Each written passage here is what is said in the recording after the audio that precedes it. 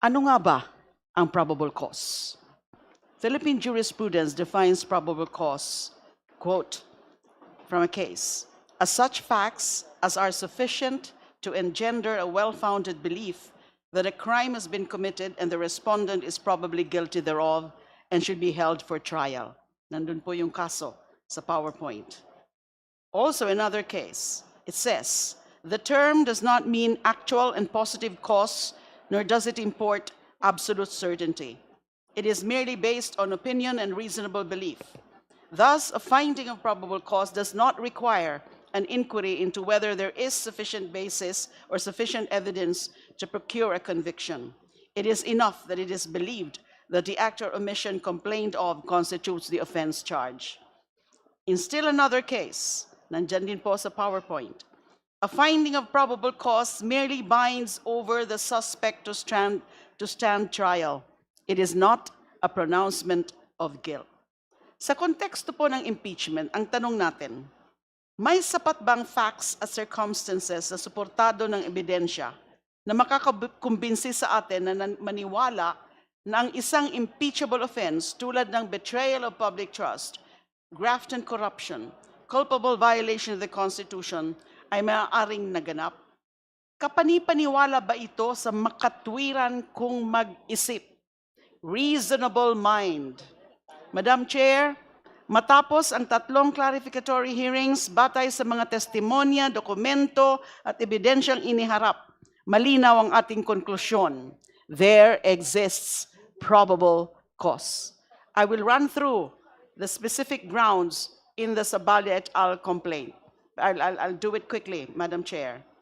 Pinagsama ko po yung ground ng confidential funds misuse and bribery. Alegasyon ito ng sistematiko at malawakang katiwalian sa kaban ng bayan na kinakasangkutan ng mataas na opisyal ng bansa. Sa proceedings na ito, napagtibay ang naratibo sa Sabalia et al. Complaint. Hindi simpleng technical o accounting error ang ating pinag-uusapan. Hindi isolated incident. There is a clear pattern of misuse and abuse of confidential funds of the Office of the Vice President and DepEd. Ito ay sunod-sunod na disbursement ng pondo ng bayan, arbitrary, unsupported by the necessary evidence, and a clear deviation from the established rules and procedure under the COA Joint Circular governing the use of confidential funds. Pinakanakakabahala pa rito ang pagwaldas umano ng 125 million pesos hindi lang sa loob ng 11 ng 11 araw, kundi nang wala pang isang araw. Saan napunta?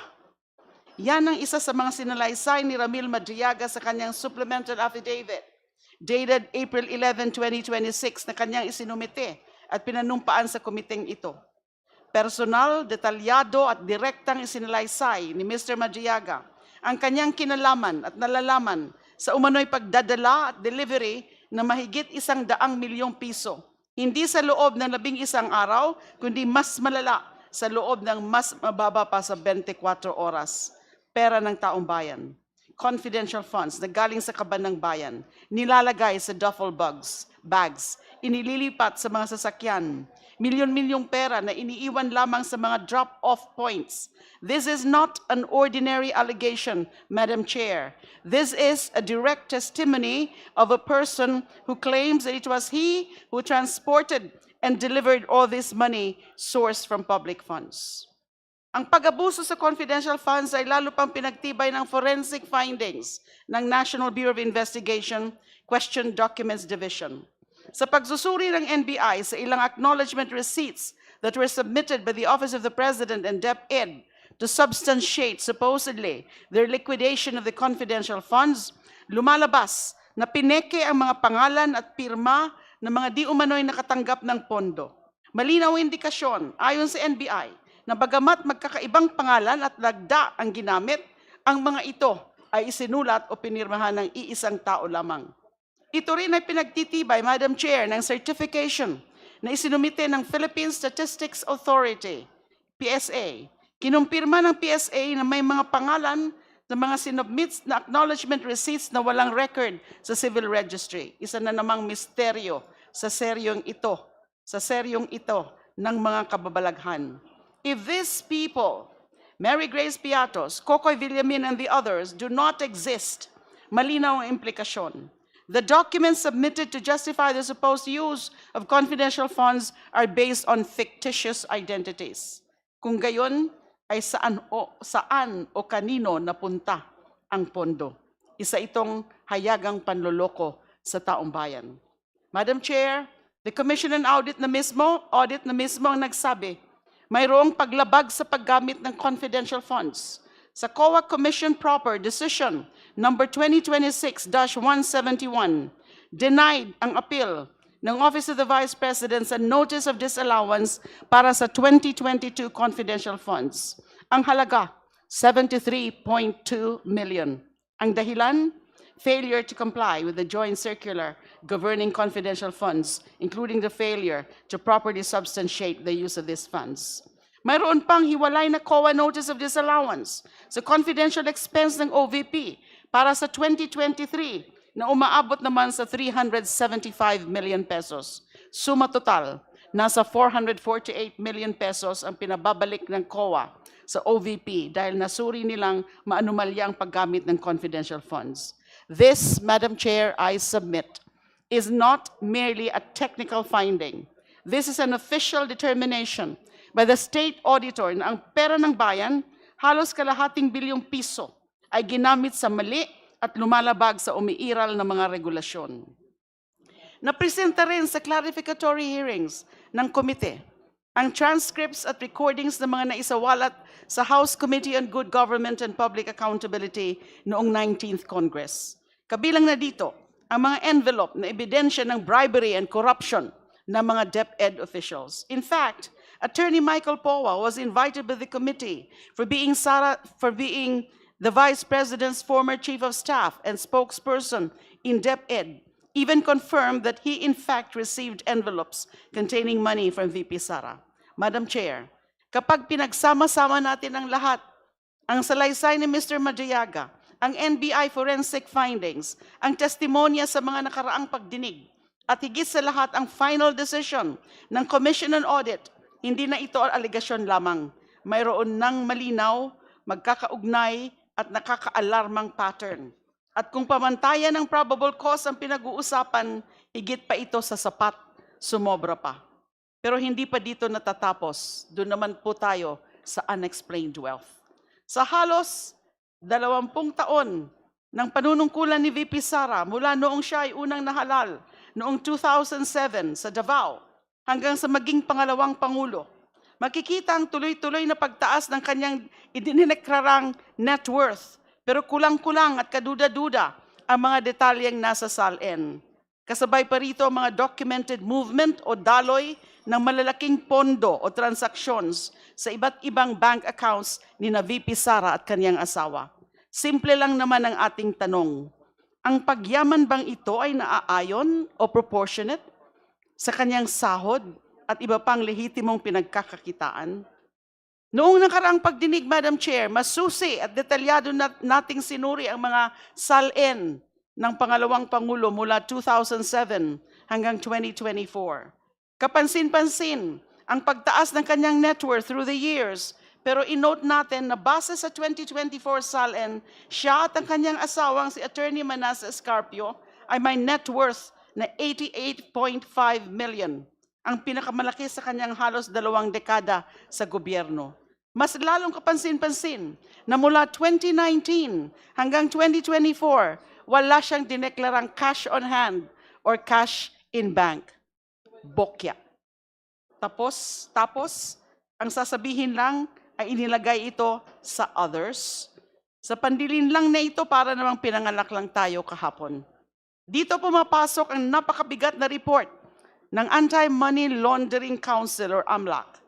Napag-alaman natin mula sa AMLAC na ang total aggregate value ng mga covered at suspicious transactions na may kaugnayan kay Vice President Sara Duterte at sa kanyang asawa ay umabot sa mahigit 6.7 billion pesos.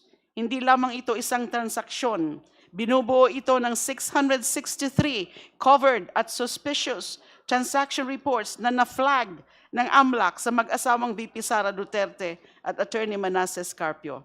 Relevantly, We can take legislative notice of the fact na sa pagsasampa ng kaso ni Manasseh Carpio laban sa ilang mga miyembro ng komiting ito, sa BSP at AMLAC officials at ilang John Does ukol sa paglabag daw sa Bank Secrecy at Data Privacy Act, at kasama nga po kaming 4, ay waring inamin na niya ang pag-iral at pagiging lehitimo ng mga bilyon-bilyong pisong transaksyon na dumaloy sa bank accounts niya at ni VP Sara.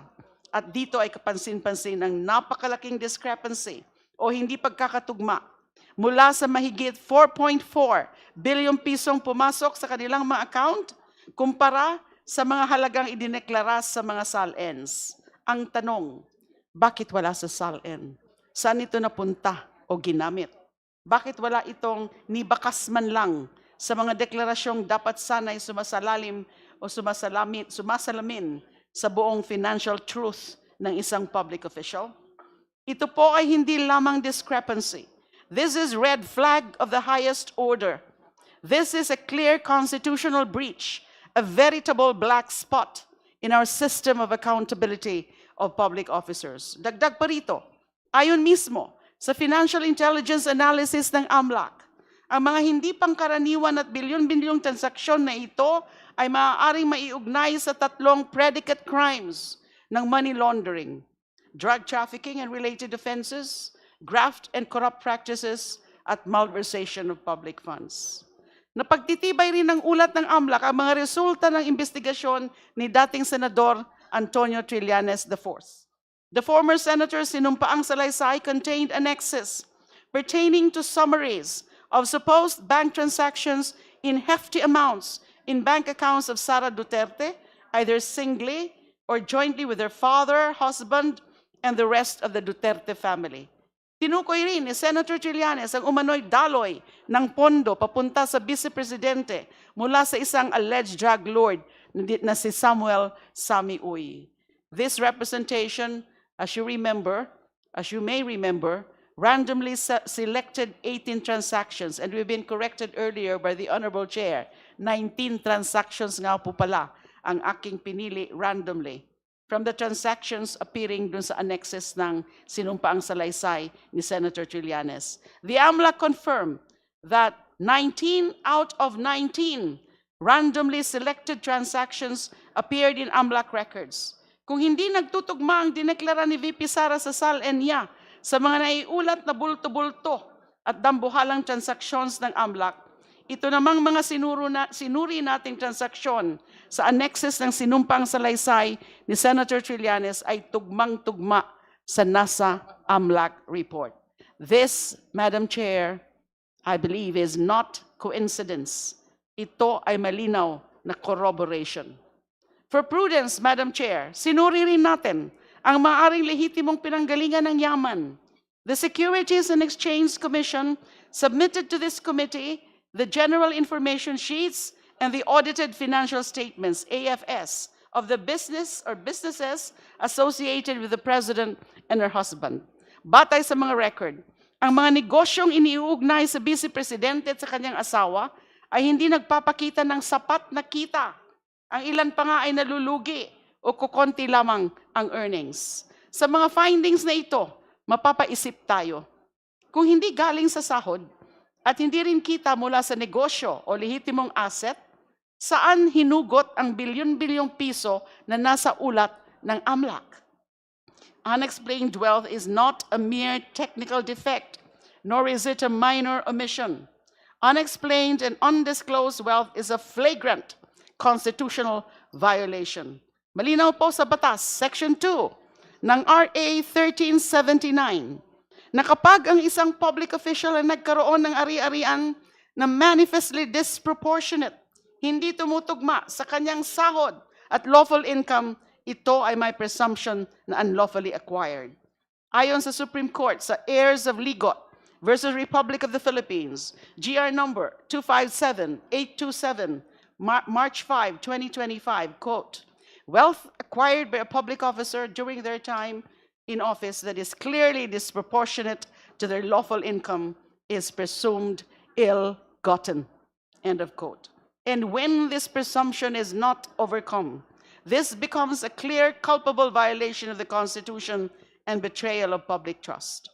Taking all of this together, Madam Chair, colleagues, on the issue of unexplained wealth, kapag pinagsama-sama natin ang nasuri natin sa SALN ni VP Sara, ang report ng AMLAC, ang corroborated transactions amounting to billions, at ang kawalan ng sapat na lehitimong pinanggagalingan ng yaman sa ilalim ng pamantayan ng probable cause, sobra pa sa sapat ito.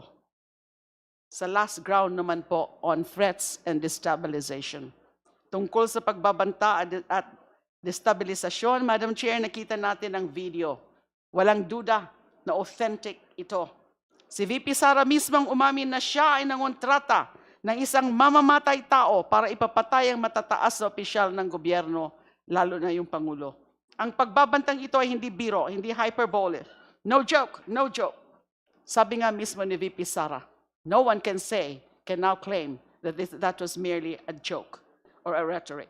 Ang NBI ay nakakita ng sapat na basehan para sampahan ng kaso ng grave threats or inciting to sedition. Madam Chair, there is no question whether she uttered those threats because it is very clear that she did. In fact, masasabi natin na ang pinakamalakas na ebidensya sa impeachment proceeding na ito ay si VP Sara mismo. Narinig natin ang kanyang mga sinabi at inasal. Hindi niya ito tinanggi o binawi kailanman. Res ipsa loquitur. The thing speaks for itself. Masahol pa rito, under the Constitution, ang Vice Presidente ang papalit kapag mawala o maging incapacitated ang Pangulo. Sa kanyang pagbabanta sa buhay ng Presidente, hindi ba malinaw na may conflict? Kaya ang pagbabanta o pangungontrata ni VP Sara para ipapatay ang Pangulo ay isang napakabigat at seryosong bagay na hindi pwedeng baliwalain.